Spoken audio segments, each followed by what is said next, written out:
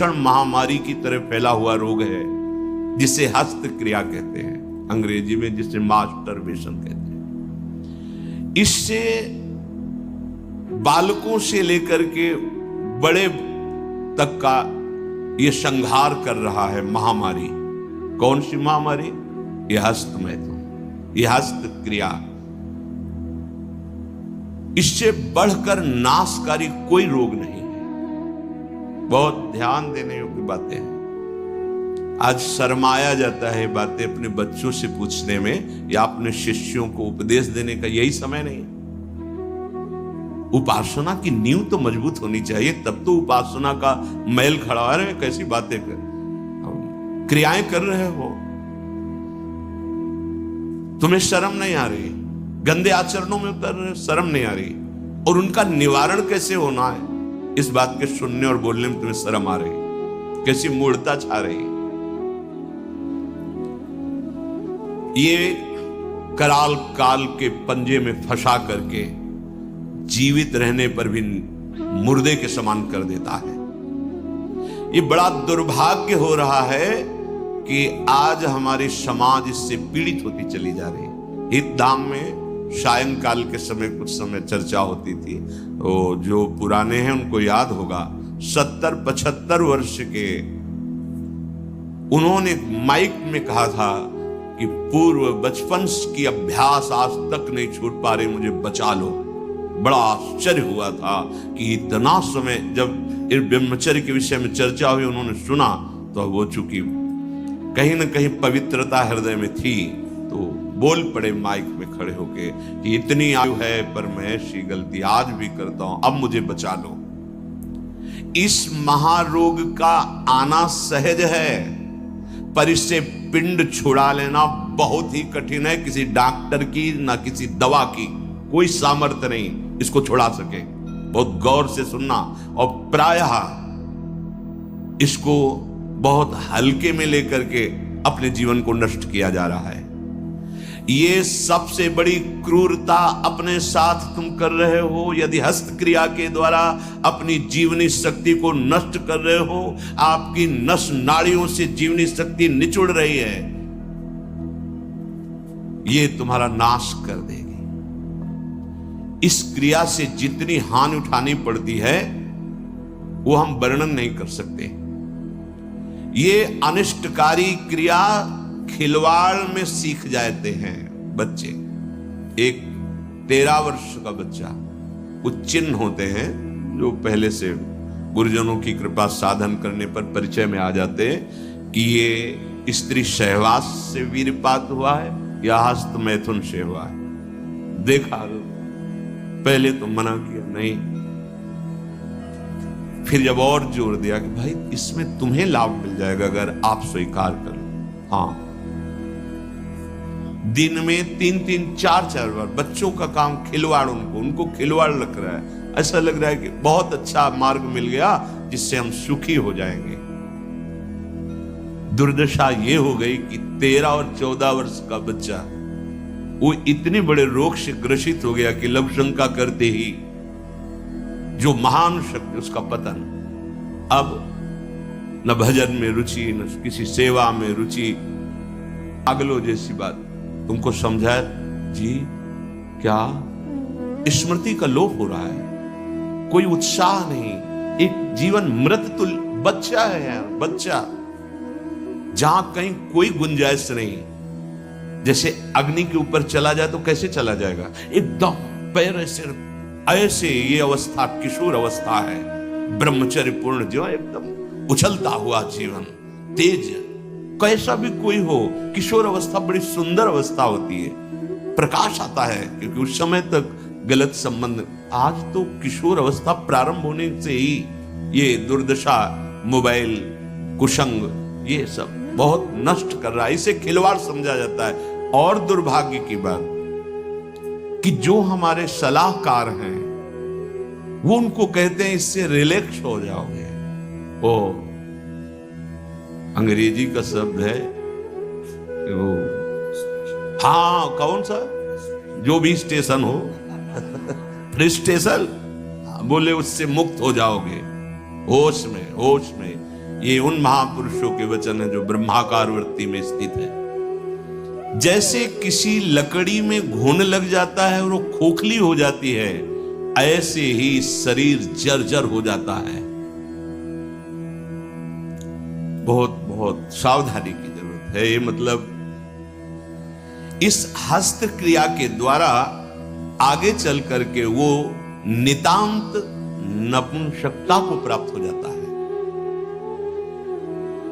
नशों में ऐसा दौर्बल्य, ऐसी कमजोरी आ जाती है कि सहवास के लिए सोचा मात्र खत्म हो गया जी। सहवास की योग्यता खत्म हो जाती, गृहस्थ मार्ग में चलने लायक नहीं रहता, संतान उत्पन्न करने की सामर्थ्य नहीं रहती।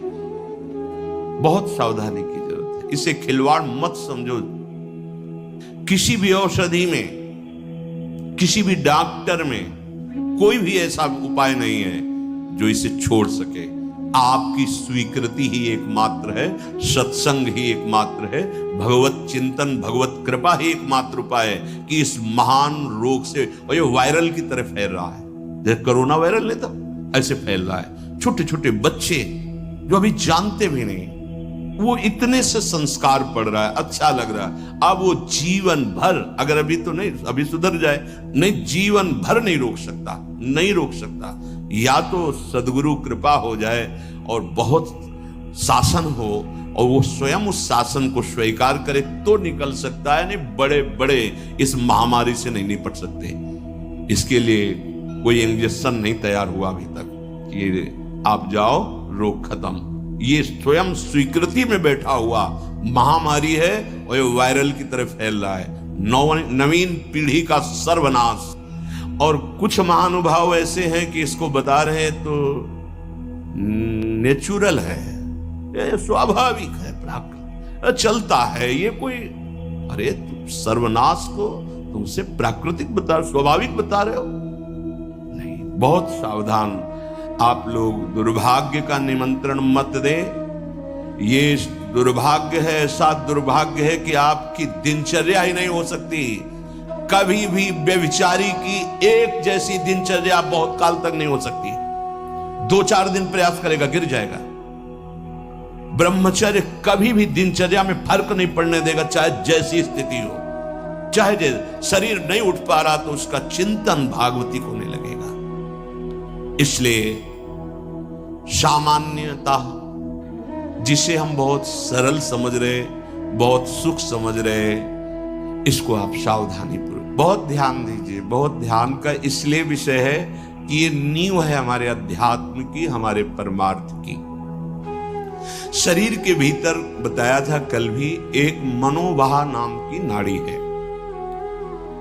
इस नाड़ी का कार्य है मथानी जैसे नहीं, दो दूध दही का मंथन करे तो मक्खन निकाल देती है, ये इतनी चिंतन से गर्म हो जाती है नाड़ी, तो वीर पूरे शरीर के रक्त के साथ है। उसी से आपकी हड्डियां मजबूत होती हैं, उसी से आपका शरीर बलिष्ठ होता है, उसी से आपके मन को पवित्र विचारों में चलने की सामर्थ्य मिलती है। ये जो कहते हैं ना कि हम नहीं चल पा रहे हैं, हम भजन नहीं कर पा रहे हैं, आप कमी को पहचानिए। शरीर के भीतर जो मनोवाह नाम की एक नाड़ी है, ये मंथन कार्य करती है। जे ही आप कामासक्त हुए, चिंतन किए, तो पूरे शरीर से, जैसे दही के मंथन से वो घृत निकाल ले, वैसे ये मनोवाह नाड़ी काम करती है। वो पूरे शरीर की नस नाड़ियों से आपके जो वीर शक्ति उसको एकत्रित कर लेती है, चाहे शरीरधारी कोई भी, स्त्री हो पुरुष कोई भी हो, उसको एकत्रित कर लेती है। पूरी नस नाड़ियां कांप उठती हैं जब उसका आकर्षण, वो आप समझ नहीं पा रहे, वो आप समझेंगे ऐठन हो रही है, आप ऐसे, वो पूरे नस नाड़ियों को निर्जीव कर रही, शक्तिहीन कर रही है। सिर से पैर तक हर अंग हिल जाता है। शरीर का मंथन करके वो एकत्रित करके बाहर कर देगी। अब क्रिया करो या ना करो। दौर्बल्य, प्रमेह, स्वप्न दोष, ये निश्चित उसके शरीर में प्रकट हो जाते हैं। शरीर के रक्त में एक सफेद और दूसरे लाल कीट होते हैं। सफेद कीटों में बाहरी आए हुए प्राकृतिक प्रहार, रोगों के प्रहार से लड़ने की सामर्थ्य होती है। जो हस्तक्रिया या अन्य अष्टमैथुनों के द्वारा वीर शक्ति का नाश करता है, तो सफेद कीट ये नष्ट होने लगते हैं। अब जो लड़ने की सामर्थ्य थी प्रकृति से, गर्मी, सर्दी, बरसात, मान अपमान, निंदा, स्तुति और रोगों से, वो क्षीण हो गई। अब चिड़चिड़ा स्वभाव हो गया, एकदम निराश, हताश, उदास। अब क्या करें, शरीर नष्ट कर दें, वो डिप्रेशन में पहुंचने लगता है। समझो, अधिकतर हमारी दुर्दशा हो रही। ध्यान देकर सुनना। अगर वो शुभ की जो रोगनाशक सफेद है, वीर आप नष्ट नहीं करते तो इतने बलवान हो जाते हैं कि एक बार विष को भी वो पचा डालेंगे। इतनी उसमें सामर्थ्य है, आपकी हानि नहीं होने देंगे। ज्यों ज्यों आप ये नीच चेष्टा करते हैं, त्यों त्यों ही ये जो आपको सबल बनाने वाले वो नष्ट होने लगते हैं, और उसके कारण भयानक रोगों का सृजन होने लगता है। मनुष्य के शरीर में और दिमाग में और स्नायुओं पर ऐसा प्रभाव पड़ता है, आगे चलकर पक्षघात हो जाता है, ग्रंथिवात, जितने जोड़ों में दर्द, पागलपन या और रोगों की उत्पत्ति होने लगती है, क्योंकि वो जो लड़ने वाले कीट वो सब नष्ट हो जाते हैं। व्यभिचार सर्वथा निंदनीय है, और सबसे महानिंदनीय है ये हस्तक्रिया, क्योंकि इसमें किसी दूसरे की जरूरत नहीं होती है। बहुत सावधान, बहुत नीच प्रवृत्ति है इसका। वायरल की तरह, जैसे वायरस होता है वो वायरल हो जाता है, ऐसे हो रहा है, ऐसे जिसको देखो सुख का साधन माने हुए है, नवीन अवस्था अपने को नष्ट कर रहे, और प्रमाण उनको मिल जाता है ऐसे बहिर्मुख लोगों से जो कहते हैं कि हाँ, आपका हृदय ठीक रहेगा, आपका स्वास्थ्य ठीक रहेगा, आप दिमाग से एकदम शांत हो जाए। कैसा नीच उत्तर है, कैसा उपदेश है, नाश करने वाला। दशमा शास्त्रम प्रमाणम ते कार्या कार्य व्यवस्थितो। आपने वेद पढ़ा है, आयुर्वेद। कौन सी डॉक्टरी ऐसी कहती कि ऐसा करने से आप स्वस्थ हो जाओगे? शास्त्र प्रमाणित, धर्म प्रमाणित उपदेश होना चाहिए। छोटे छोटे बच्चे, नवीन बच्चे जब ये सब पढ़ते हैं और ये सब सुनते हैं, धिक्कार है जीवन को, जो हमारे नवीन पीढ़ी को बर्बाद किया जा रहा है। ऐसे नाटक, सिनेमा, ऐसे उसमें जिसमें हमारी जो संयम की वृत्ति है वो सब नष्ट हो जाए। इस क्रिया के द्वारा सबसे पहला धक्का हृदय पर लगता है।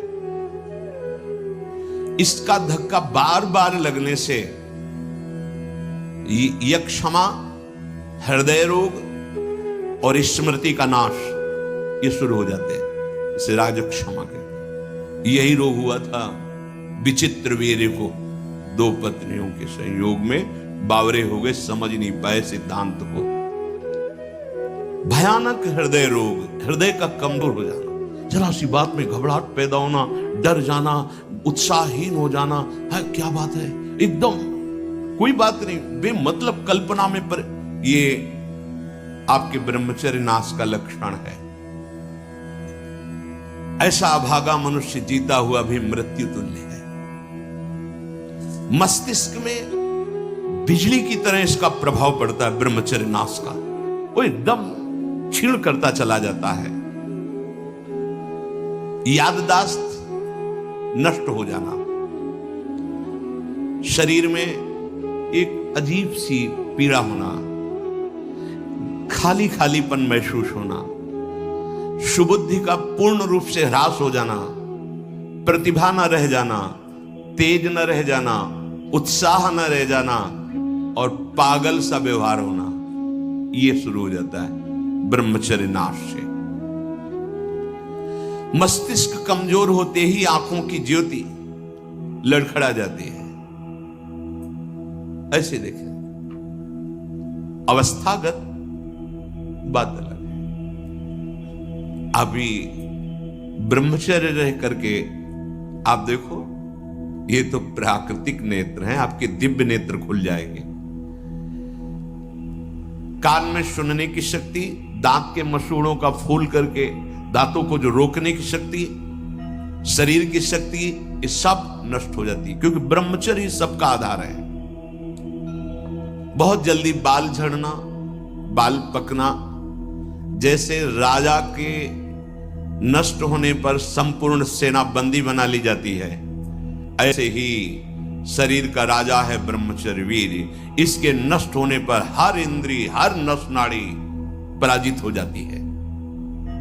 आंख, नाक, कान, जिह्वा, वाणी, पैर, त्वचा, आंतें और इंद्रियां, ये सब असमर्थ होने लगती है। पाचन शक्ति पर बहुत बुरा प्रभाव पड़ता है। अब ये नाश नहीं तो और क्या, जीते जी नाश है। हस्त क्रिया से संपूर्ण शरीर ढीला, फीका, दुर्बल, कमजोर और रोगों का प्रादुर्भाव होने लगता है। मुख की कांति हीनता बढ़ती चली जाती है। मुख प्रसन्न तन तेज विराजा, कीने से रामचंद्र कर काज। या चेहरा देखो, वैसा लगता है जैसे सब उड़ गया, कुछ नहीं रह गया, बस केवल सजावट सजावट रह गई है। पवित्रता, जितेंद्रियता, बल, अध्यात्म चिंतन कुछ नहीं, शून्य। बस वही वर्तमान भोगों का चिंतन, कैसे भोगूं, भोगे हुए भोगों का चिंतन। बस आप देख लो अपने हृदय में झांक करके।